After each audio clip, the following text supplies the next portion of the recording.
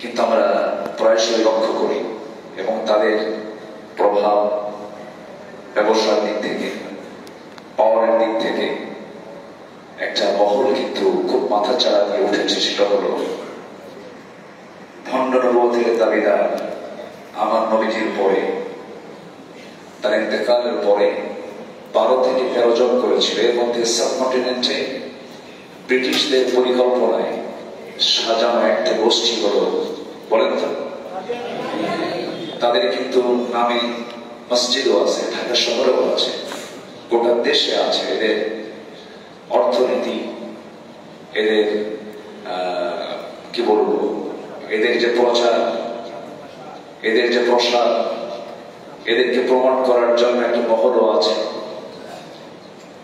আমার নবীর পরে কোন নবী নাই, যদি কেউ মানে তার ঈমান আছে না গেছে, ঈমান চলে গেছে।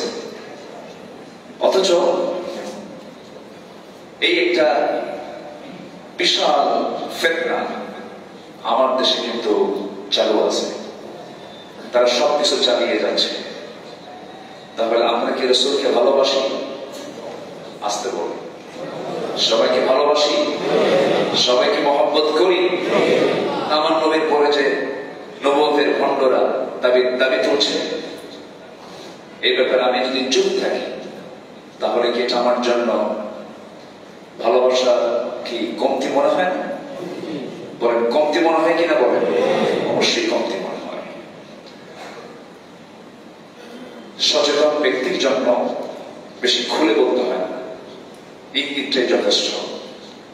আতালবাদ, ইশারা বা আরশাদ, যারা সচেতন তারা বুঝতে পারছেন দ্বীনের প্রচার, ইসলামের প্রচার আমেরিকা করবে, এটা কি মনে হয় আপনাদের? কিন্তু ওরা ওদের প্রচার করবে, ওদেরকে প্রমাণ করার জন্য উৎসাহ দেয়। সেখানে মানে সার্বিক সাহায্য, মেধা, অর্থ, শ্রম সব সহযোগিতা করছে। কেন? ইসলামকে নিভিয়ে দেওয়ার জন্য।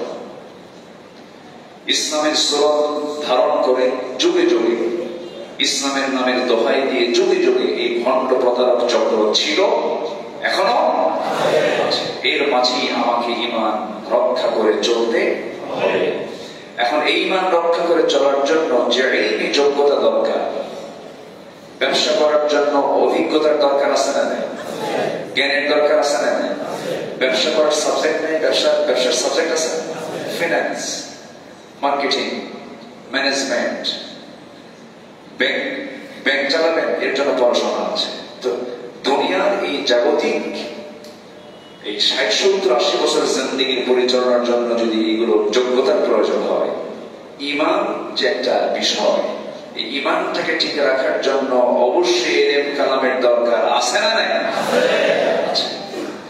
সবার আগে ইলমটা হাসিল করতে হবে। আমার ঈমান যেন কোনো ক্রমে বাতিল গোষ্ঠী যেন ছিনতাই করে না নিয়ে যায়। শয়তান জ্ঞানীকে ধোঁকা দিতে পারে না। যে জ্ঞানী, যে সচেতন সেই হয় যে জ্ঞানী হয়। জ্ঞানীকে শয়তান ধোঁকা দিতে পারে না। শয়তান যদি ধোঁকা দেয়, মূর্খকে ধোঁকা দিতে পারে। এই জন্য ইমানদার মূর্খ থাকবে না, ইমানদার অজানা থাকবে না। ইমানদার ইমান এনে আনবে, না জেনে জেনে বুঝে ইমান জানতে হবে। জেনে বুঝে ইমান এনেছিলেন সাইয়েদনা আবু বকর সিদ্দিক রাদিয়াল্লাহু তাআলা। জেনে বুঝে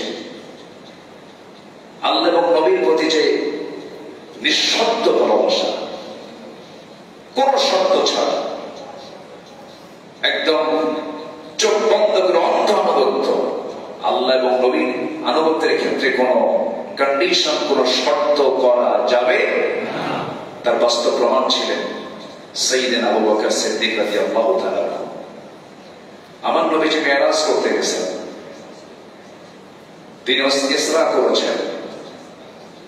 রাতের একটা মুহূর্তে তিনি মক্কা মুকাররমা থেকে তিনি চলে গেছেন প্যালেস্টাইনের যে আজকে নির্যাতিত জনপদ ফিলিস্তিনের বাইতুল আকসা কোরআনের পরিভাষায় তিনি সেখানে ইসরা করে। ইসরা মানে হচ্ছে রাত্রি ভ্রমণ করা। তিনি এক রাতের আধারে এত দীর্ঘ পথ তিনি পাড়ি দিলেন।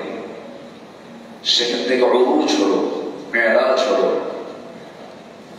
জান্নাত জাহান্নাম আল্লাহ তাআলা তাকে দেখালেন। ওয়া মা আরসালনাকা ইল্লা রাহমাতাল লিল আলামিন। তিনি চলে আসলেন। আল্লাহ তাআলা তার আগমনের সৌজন্যে, তার সফরের সৌজন্যে আল্লাহ তাআলা আত্মিক গতি, বার্ষিক গতি, সময়ের গতি, আলোর গতি, সব গতি স্তব্ধ করে দিয়েছেন, থামায় দিয়েছেন। কারণ রহমতের, জগতের রহমত আমার রাসূল। জগতের রহমত কি? আমার রাসূল। কি দাম আল্লাহ তাআলা তাকে দান করেছেন। এই কোরআনটা নাযিল হলো যে মহান ব্যক্তির উপরে, সেই মহান ব্যক্তিকে আল্লাহ তাআলা এই কোরআন উপহার দিলেন। অথচ সেই কোরআনে আল্লাহ তাআলা আমার রাসূলকে কখনো কোথাও হে মুহাম্মদ বলে একটা ডাক দেন না। জোরে বলে সুবহানাল্লাহ। আমি এই চিন্তাটা যখন করি আমি নিজেই আশ্চর্য হয়ে যাই। আল্লাহ তাআলা আমার রাসূলকে কি সম্মান দিয়ে সম্মান সূচক শব্দ প্রয়োগ করে তাকে ডাক দিয়েছেন। সুবহানাল্লাহ। কি দাম তার! এই দাম দিয়েছেন কে? আল্লাহ তাআলা।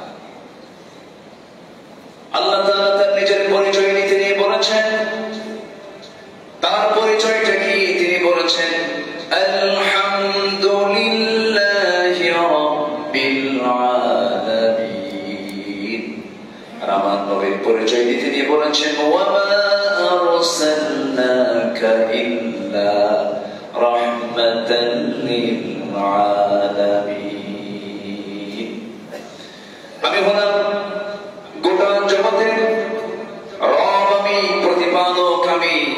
আর আমার রাসূল হলেন গোটা জগতের জন্য আমার পাঠিয়ে দেওয়া রহমত। জোরে কর সুবহানাল্লাহ। রহমত, রহমতের নবী আমার, বরকতের নবী আমার। এত সম্মান আল্লাহ তাআলা তাকে দান করেছেন। আল্লাহ তাআলা আদম আলাইহিস সালামের সামনে ইয়া হারফে নিদা প্রয়োগ করে তাকে ডাক দিয়েছেন, ইয়া আদম উসকুন আনতা ওয়া যাওজুকাল জান্নাহ। আল্লাহ রাব্বুল আলামিন তার পয়গম্বর মূসা আলাইহিস সালামের সামনে বলেছেন ওয়া মা তিলকা বিয়ামিনিকা ইয়া মূসা ইয়া ইয়াহইয়া ইয়া যাকারিয়া ইয়া ইব্রাহিম। অনেক নবীর সামনে হে ইব্রাহিম, হে মূসা, হে যাকারিয়া বলে সম্বোধন করেছেন। কিন্তু আমার নবীর নাম নিয়েছেন কয়েক জায়গায়। চার জায়গায় আমার নবীর আল্লাহ তাআলা নাম নিয়েছেন গোটা কোরআনে। কিন্তু কি সম্মানসূচক শব্দ প্রয়োগ করেছেন মুহাম্মাদুর রাসূলুল্লাহ ওয়াল্লাযীনা মা'আহু আশিদ্দাউ আলাল কুফফারি রুহামাউ বাইনাহুম তারাহুম রুকআন সুজ্জাদান ইয়াবতাগুনা ফাদলান মিনাল্লাহি ওয়া রিদওয়ানা সীমাহুম ফি ফুজুহিহিম মিন আসারিস সুজুদ। জোরে বলুন আল্লাহু আকবার। আল্লাহ তাআলা এক জায়গায় বলেছেন ওয়া মা মুহাম্মাদুন ইল্লা রাসূল قد خلت من قبله الرسل। এক জায়গায় ডাক দিয়েছেন কিন্তু নামটা দেন নাই ইয়া আইয়ুহান নাবিয়্যু ইন্না আরসালনাকা শাহিদাও ওয়া মুবাশশিরাও ওয়া নাযীরাও ওয়া দা'iয়ান ইলা আল্লাহি বিইذনিহি ওয়া সিরাজাম মুনীরা। আরেক জায়গায় বলছেন ইয়া আইয়ুহার রাসূল বাল্লিগ মা উনজিলা ইলাইক। এরকম করে রাসূল বলেছেন, নবী বলেছেন, নবীর নাম নিয়েছেন কিন্তু পরে অ্যাডজেক্টিভ প্রয়োগ করেছেন, গুণবাচক শব্দ প্রয়োগ করে তাকে ধন্য করেছেন। এত দামের নবী, এত সম্মানের নবী, এত মর্যাদার নবী যে রাসূলকে আল্লাহ রাব্বুল আলামিন বিশ্ব নবী ঘোষণা করে দিয়েছেন। সকল পয়গম্বর হলেন আঞ্চলিক নবী, সকল পয়গম্বরকে কওমের নবী করেছে, কিন্তু আল্লাহ রাব্বুল আলামিন আমার নবীকে এত দাম দিয়েছেন। আল্লাহ রাব্বুল আলামিন এই জায়গায় বলছেন তাবারাকাল্লাযী জাআলা ফিস সামা তাবারাকাল্লাযী নাযালাল ফুরকানা আলা আবদিহি লিয়াকুনা লিল আলামিন নাযীরা। আমি আমার রাসূলকে গোটা পৃথিবীর নবী করে, পৃথিবীবাসীর নবী করে পাঠিয়েছি। জোরে বলো সুবহানাল্লাহ। লিল আলামিন নাযীরা। এত সম্মান, এত মর্যাদা যে আল্লাহ তাআলা আমার রাসূলকে দিয়েছেন, এত দাম যাকে দেওয়া হয়েছে, এত মান যাকে দেওয়া হয়েছে, এত সম্মানে ধন্য যাকে করা হয়েছে, সেই নবুয়তকে প্রশ্নবিদ্ধ যারা করবে তারা আমার বন্ধু না শত্রু? বন্ধু না শত্রু? শত্রু। আজকে এমন করে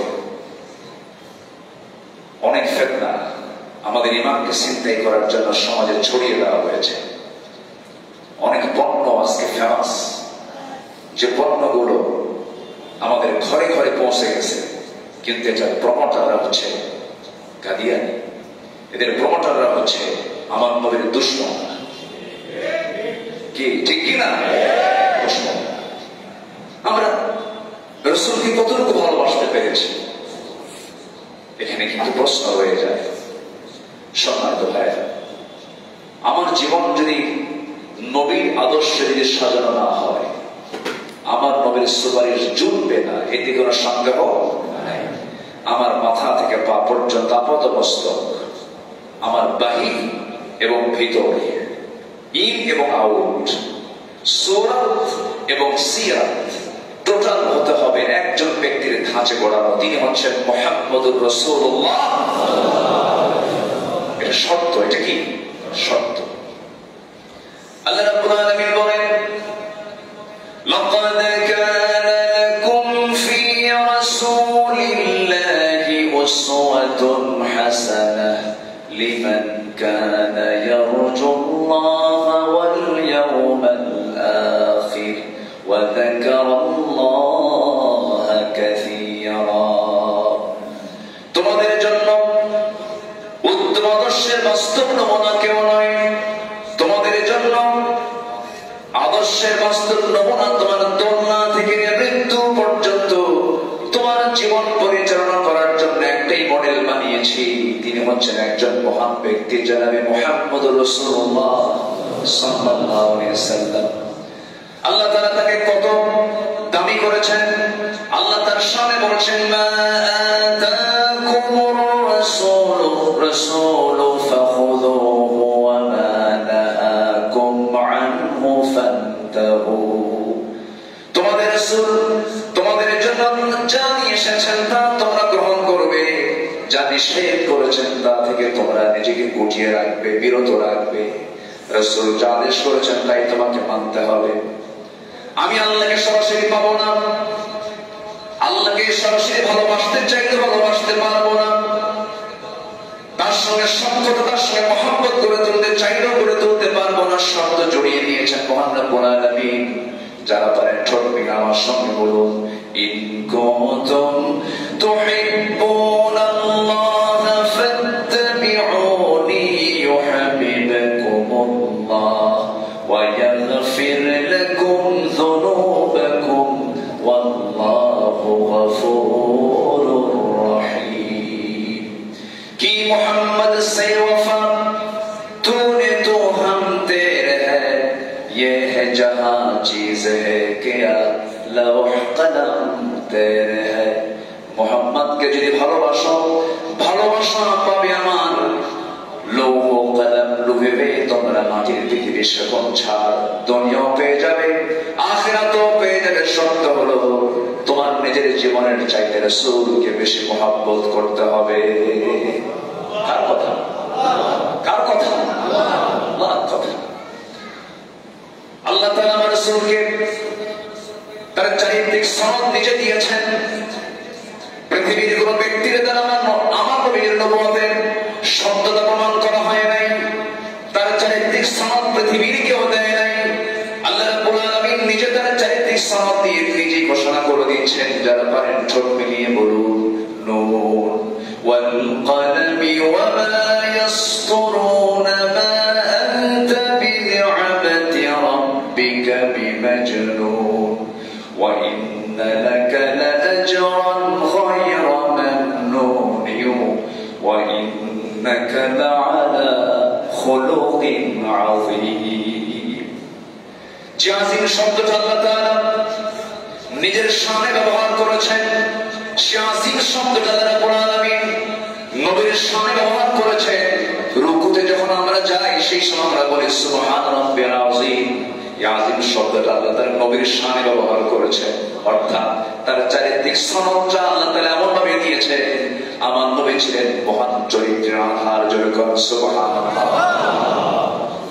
রাসূল হচ্ছেন তলবিহীন একটি সাগর। কোন শিল্পী তার তুলিতে অঙ্কন করে তার প্রশংসা শেষ করতে পারবে না। কোন লেখক তার সাহিত্য রস দিয়ে আমার নবীর প্রশংসা করে শেষ করতে পারবে না। কোন কবি তার কবিতার ছন্দ দিয়ে আমার নবীর প্রশংসা করে শেষ করতে পারবে না। তিনি হচ্ছেন আমার আল্লাহর পক্ষ থেকে গোটা মানব জাতির জন্য এক আদর্শের উত্তম বাস্তব নমুনা। আল্লাহু আকবার। এজন্য কোন নেতা মানি না, আমার নেতা মানে তিনি আমার আদর্শ। কোন ইমাম মানি না, ইমাম মানে আমার একজন ইমাম। নেতা মানে আমার একজন নেতা। আদর্শ মানে একজন আমার আদর্শ। আমার অনুপ্রেরণা একমাত্র একজন ব্যক্তি, তিনি হচ্ছেন মুহাম্মদুর রাসূলুল্লাহ সাল্লাল্লাহু আলাইহি ওয়াসাল্লাম। তার লাইফটা ছিল শর্ট লাইফ, হিজ লাইফ মানে তার জীবনটা খুবই শর্ট ছিল, কিন্তু আর্ট ইজ লং। তার কাজটা ছিল অনেক লম্বা। মাত্র 63 বছর 9 ঘন্টা আয়ুকাল ছিল তার, কিন্তু নবুয়তে এই 23 বছরে মানুষের জন্য যতগুলো দিকের আদর্শের প্রয়োজন সব কিছুর উপস্থিত ঘটিয়েছেন আমার নবীর মধ্যে। কে? তাকে কি সম্মান দিয়েছেন আল্লাহ তাআলা। বুকটা ফেটে যায় যখন শুনি আমার নবীর বিরুদ্ধে বাজে উক্তি করা হয়, আমার নবীর বিরুদ্ধে বাজে মন্তব্য করা হয়। তাও কোন দেশে? যে দেশে 4.5 লক্ষ মসজিদ, যে দেশে হাজার হাজার আলেম, যে দেশের মানুষ আজান শুনে ঘুম থেকে ওঠে, আবার আজান শুনে হয়তো বা বিছানার দিকে চলে যায়, সেই দেশে আমার রাসূলকে নিয়ে কত উক্তি, কত বাজে কথা এ পর্যন্ত আমরা শুনেছি। এটা অপ্রত্যাশিত, এটা অকল্পনীয় হওয়ার কথা ছিল, কিন্তু আজকে এটা রুটিন ওয়ার্কের মতো হয়ে গেছে। আমাদের রাসূলকে যদি আমরা মানে দিল থেকে ভালোবাসি, এই ভালোবাসা যদি 18 কোটি জনতা, 18 কোটি তৌহিদি চেতনা লালনকারী মুসলমানদের দিলে যদি থাকতো, সত্যি সত্যি কোন নাস্তিকের বাচ্চা এরকম বাজে উক্তি করার সাহস পেত না। আমাদের ব্যর্থতা আছে, আমাদের ব্যর্থতা আছে না নাই? আমরা বিভিন্ন ফতোয়া দিতে পারি, হুজুরদের মতো সমস্যা আছে। শুধু সাধারণ কোন মুসলিমকে আমি বলবো না, যুগে যুগে গোড়াতে পচন ধরিয়ে দিয়েছে, গোড়া কেটে দিয়েছে এমন মুনাফিক যুগে যুগে ছিল, এখনো আছে না নাই? আছে। কবি নজরুল একটা কবিতার নাম দিয়েছিলেন, নাম হলো বেশ্যা। কবিতার নাম কি? যারা সাহিত্য পড়েছেন একটা নাম দিয়েছেন। আমাদের বিদ্রোহী কবি, আমাদের কবির নাম কি? বিদ্রোহী। কই আমাদের বিদ্রোহী ভাব কই? কারার ওই লৌহ কপাল কোথায় কোথায় ভেঙে ফেললাম আমরা? বিদ্রোহী কবির সেই চেতনা আমরা কোথায় লালন করেছি? নাম তো রেখে দিয়েছি বিদ্রোহী কবি, কিন্তু তার কথাগুলো আজকে কোথায় উহারা প্রচার করুক হিংসা বিদ্বেষ জিন্দাবাদ, আমরা বলবো সর্ব শান্তি এক, আল্লাহ জিন্দাবাদ। ওরা নিন্দা করবে, আমরা জিন্দা করবো। ওরা নিন্দাবাদ করবে, আমরা কি করবো? জিন্দাবাদ করবো। আমরা একজন প্রস্টিটিউটের ব্যাপারে নেগেটিভ চিন্তা করি, তার কাফন দাফন করা যাবে না, কিন্তু প্রস্টিটিউটের সাথে যে রাত্রি যাপন করে সাধু বেশি কিছু অসৎ নেতৃত্ব, তাদের জানাজা করা যাবে না, ঠিক কিনা? আমরা তো সেই ব্যাপারে কথা বলি না। সাধুর নগরে বেশ্যা হয়েছে, পাপের হয়েছে শেষ, বেশ্যার লাশ হবে না দাফন, এটাই সাধু দেশ। কবি নজরুল আসলে একটু পাগলা ছিলেন, মাঝে মাঝে একটু পাগলামি করেছেন। তুমি নারী, তুমি সুন্দর, তাই চেয়ে থাকি সে মোর কি অপরাধ, একটু পাগলামি কথাই একটু ভুলভাল কিছু বলছেন। মানে কবিরা অধিকাংশ কবিরা একটু পথভ্রষ্ট হয়ে যায়, একটু পাগলামি করেন। কিন্তু যারা সায়েন্টিস্ট হয়, যারা বিজ্ঞানী হয়, ফিকির যারা করেন, যারা ফিকির করে, জিকির করে, তারা আস্তিক হয়। আলহামদুলিল্লাহ। তুমি কিছু ভুল ভালো করেছেন, আল্লাহ তাআলা তাকে মাফ করুন, যদি বলি আল্লাহুম্মা আমিন। তিনি 14 বছর, এক যুগেরও বেশি সময় তিনি বাকশক্তিহীন ছিলেন, কথা বলতে পারেননি। রুটির দোকানে চাকরি করতেন। কি কবি না, দুঃখী কবি না, দুঃখমিয়া নাম ছিল তার, দুঃখমিয়া নাম ছিল তার। আসানসোলে চাকরি করতেন। ছোটবেলায় এগুলো জীবনী পড়েছি। আল্লাহ তাআলা কি দিয়েছিলেন তার ভিতরে, নবীর প্রেম তার মধ্যে যে কত গাঢ় ছিল। নবী মোর পরশমণি, নবী মোর সোনার খনি। এই কথাগুলো তখনই বের হয় যখন নবীর প্রতি তার গভীর প্রেম, গভীর মহব্বত যার মধ্যে লালন হবে, সেইটাই জাতীয় কথা বলতে পারে। আমি যদি আরব হতাম মদিনারই পথ, সেই পথে মোর চলে যেতেন নূর নবী হযরত মুহাম্মদ সাল্লাল্লাহু আলাইহি ওয়াসাল্লাম। ভাইরে, আমরা কেন যেন আমাদের দিলের মধ্যে রাসূলকে স্থান দিতে অনেকে কৃপণ হয়ে যাচ্ছে। যদি আমরা আমার রাসূলকে লালন না করি, রাসূলের সুন্নাহর যদি যত্ন না নেই, রাসূলের চোখের সুরমাটা কেমন ছিল, নবীজির মাথার চুলটা কেমন ছিল। আজকে যুবকরা নবীজির চুলের দিকে তাকায় না, নবীজির চোখের সুরমার দিকে তাকায় না। আজকে যুবকরা নবীজির পোশাকের দিকে তাকায় না। আজকে যুবকরা সেই নবীজির সেই সুন্নাহর চুল, সেই সুন্নাহর দাড়ি, সেই সুন্নাহর পোশাক, সেই সুন্নাহর যে আদর্শ লালন, এটা লালন না করে চলে যাচ্ছে সে বলিউডের দিকে, চলে যাচ্ছে হলিউডের দিকে, চলে যাচ্ছে বিশ্ব ফুটবলারদের দিকে, ক্রিকেটারদের দিকে। যুবকরা, তুমি তো মডেল একজনকে মানবে, তোমার মডেল অন্য কেউ হবে না। তুমি মুসলিম আছে মুসলিম, তোমার আদর্শ হচ্ছে নবীরা। সকল নবী দাড়ি ছাড়া না দাড়িওয়ালা? বলেন, সকল নবী দাড়ি ছাড়া না দাড়িওয়ালা? তুমি দাড়ি রাখো না কেন? তুমি কেন দাড়ি রাখো না? তোমার এখানে কৃপণতা কেন? তোমার এখানে দুর্বলতা কেন? তোমাকে কোন চিন্তা তোমাকে এই দাড়ি থেকে তোমাকে বিরত রাখছে? কোন চিন্তা তোমাকে দাঁড়িয়ে রাখতে তোমাকে বাধাগ্রস্ত করছে? এটা কি অবশ্যই অপূর্ণতা নয়? অপূর্ণতা নয়, অবশ্যই অপূর্ণতা, অবশ্যই ব্যর্থতা। আমার নবীর সারা জীবনে সুন্নাহ ছিল দাঁড়িয়ে রাখা। রাসূল দাড়িওয়ালা ছিলেন, আমরাও দাড়িওয়ালা হব। কেউ তো ইনশাআল্লাহ বলি না? জোরে বলি, আরেকটু জোরে বলি। বাস, এই তো নবীর প্রতি একটা মহব্বত চলে আসবে। আমার নবীর চোখটা সর্বক্ষণ সাজানো থাকতো। উনি সুরমা লাগাতেন, সুরমা পড়তেন, সুরমা লাগাতেন। তিনি আতর দিয়ে পকেটটা তার ভরা ছিল, আতর লাগাতেন। হাতের তালুতে নিয়ে দৌড়তেন, মাথা থেকে পা পর্যন্ত সুগন্ধি তিনি লাগায় নিতেন। যদি কেউ মুসাফা করতো, আতরের ঘ্রাণ তিনি ট্রান্সফার করে দিতেন। সুবহানাল্লাহ বলবেন? আমরা এখন আতরের ঘ্রাণ ট্রান্সফার না করে বিড়ির ঘ্রাণ ট্রান্সফার করি। কিসের ঘ্রাণ? বিড়ির ঘ্রাণ। বিভিন্ন জায়গায় যাইতো গোটা দেশে, মাহফিল শেষে অনেকেই মুসলমানের জন্য আসে, একটু হুজুর একটু বরকত নেওয়ার জন্য আসে। তো ওয়াজ শোনার শর্ত তার ওযু করা না। অনেকের ওযু থাকে না, ওযু ছাড়াই ওয়াজ মাহফিল, তার ওযুর সাথে সম্পর্ক নেই, ওযু করা ভালো। তো ওয়াজ শেষে যখন মোনাজাত শেষে যখন মুসাফা করতে আসে, মুসাফা করি সবার সাথে, পরে যখন মুসাফা শেষ করার পরে যখন হাতটা যখন নাকে নিই, ওরে বাপরে বাপ, মানে যত ধরনের বিড়ি আছে সব বিড়ির মানে মিক্স ফ্লেভার। কেন এটা হবে? কেন এটা তো হওয়ার কথা ছিল না। আমাদের হাতে থাকবে বিড়ির গন্ধ না আতরের গন্ধ? বিড়ির কি গন্ধ হয় না দুর্গন্ধ হয়?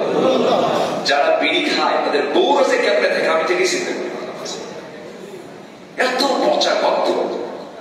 আবার এই বিড়ি খায় তো খাই, জায়গা মতো খায় না, বড় অনেকে বাথরুমে গিয়ে খায়, আছে কিনা বলুন?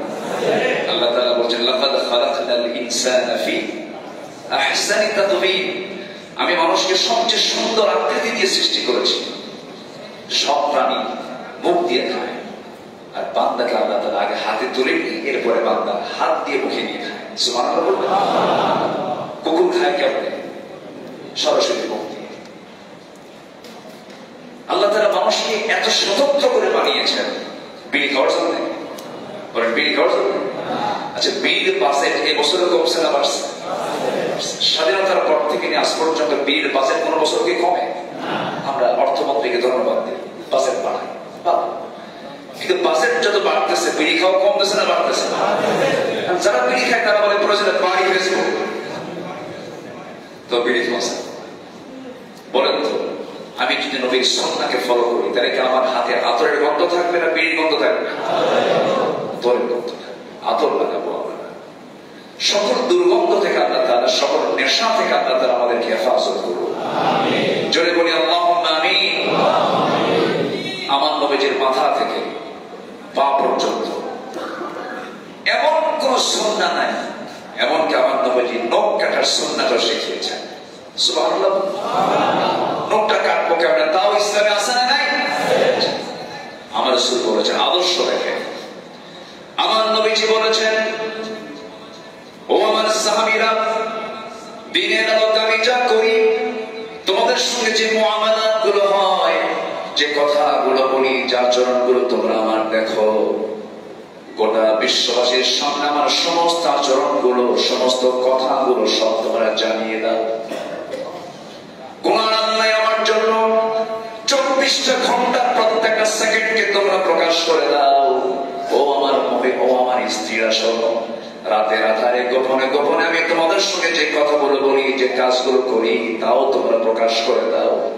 আমার কোন পার্সোনাল আর পাবলিক ক্যারেক্টার বলতে কিছুই নেই, সব আমার ক্যারেক্টার। ওয়া ইন্নাকা লাআলা খুলুকিন আযীম, আমার ভিতর বাইরে সব তোমরা ওপেন করে দাও। পৃথিবীর এমন কোন ব্যক্তি কি এরকম করে বলতে পারবে? বন্ধুর মধ্যে কিছু বন্ধু আছে মদ খাওয়া বন্ধু, আয় দিনের বেলাতে বহু বাস করলাম, সব রাত 12টায় যায় মদ খায়, আছে না নাই? বলেন আছে না নাই? আমার নবী 24 ঘন্টা ওপেন করে দিলেন। আমার কোন পার্সোনাল আর পাবলিক দুটো চরিত্র আমার নাই, পার্সোনালও যা পাবলিকও সব তোমরা প্রকাশ করে দাও।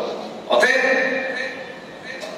যে নেতার সন্তানরা বিদেশে গিয়ে পড়াশোনা করে, তারা বড় বড় জজ হচ্ছে, ব্যারিস্টার হচ্ছে, বারের ল করছে, উচ্চ শিক্ষা শিক্ষিত হচ্ছে, আর তোমরা ইয়াং ছেলে পেলে ওই নেতার পিছনে ঘোরো 500 টাকা 1000 টাকা পাওয়ার জন্য। নেতা কিন্তু ভুল করছে না, তার সন্তানকে উচ্চ শিক্ষায় শিক্ষিত করছে, আর তোমাকে 500 আর 1000 টাকা দিয়ে তোমাকে কিনে রাখতেছে তোমাকে গোলামি করার জন্য। ওই সমস্ত ব্যক্তিত্বের মুখে জুতো মেরে গেল। মানুষ হও, তোমার জন্য বাংলাদেশ বাধাপ্রাপ্ত হচ্ছে, থেমে যাচ্ছে। তুমি যুবক, পৃথিবীকে গড়তে হলে, দেশকে গড়তে হলে সবার নিজেকে গড়তে হবে। আর নিজেকে গড়ার জন্য এক নম্বর দিক হলো চরিত্রকে সুন্দর করতে হবে। আর সেই চরিত্রকে সুন্দর করার জন্য একজন মডেল মানতে হবে, তিনি হচ্ছেন মুহাম্মদুর রাসূলুল্লাহ সাল্লাল্লাহু আলাইহি ওয়াসাল্লাম। আমার নবীজি ইন্তেকাল করেছেন। ইন্তেকাল করার কয়েকটা দিন চলে গেছে, সাহাবীদের কান্না থামে না, সাহাবায়ে কেরাম কান্নাকাটি করছেন, শোকাহত। মানুষ মারা গেলে কাঁদে না? আসতে পারে, কান্দে কিনা বলে? কান্না আসবে, কিন্তু হাউমাউ করা যাবে না, মানে চিৎকার করা যাবে না। মানুষ তো কান্নাকাটি হবে, কাঁদবে না কেন? স্ত্রী যিনি তার স্বামীকে তার যৌবন উজাড় করে দিয়েছেন, তিনি কি কাঁদবেন না? স্বামী মারা গেলে কাঁদবেন। কিন্তু দান বাক্স আসতেছে, জি, অনেকে আবার আলোচনার মাঝে আবার দান করতে বলে যাবেন। আমার সহদেশ ওই দানে ঠিক আছে, ঠিক আছে, আলহামদুলিল্লাহ। তো আমরা যে যা পারি আমরা অবশ্যই দিন থেকে দেব। আমরা ভাববো দান হচ্ছে একটা বিশাল বড় মানে রক্ষা কবচ, সকল বিপদ থেকে রক্ষা করার জন্য একটা বলিষ্ঠ, একটা মজবুত একটা মাধ্যম হলো কি দান। আমরা দিল থেকে সবাই আল্লাহর ঘরের জন্য আমরা দান করব। আমরা করব 1 টাকা দান, ন্যূনতম 1 টাকাও যদি দিই আল্লাহ তাআলা আমাকে জান্নাতের মধ্যে একটা ঘর বানায় দিবেন। আমরা দিল থেকে সবাই দেওয়ার চেষ্টা করি। আর 1 মিনিট জিকির করি, লা ইলাহা ইল্লাল্লাহ।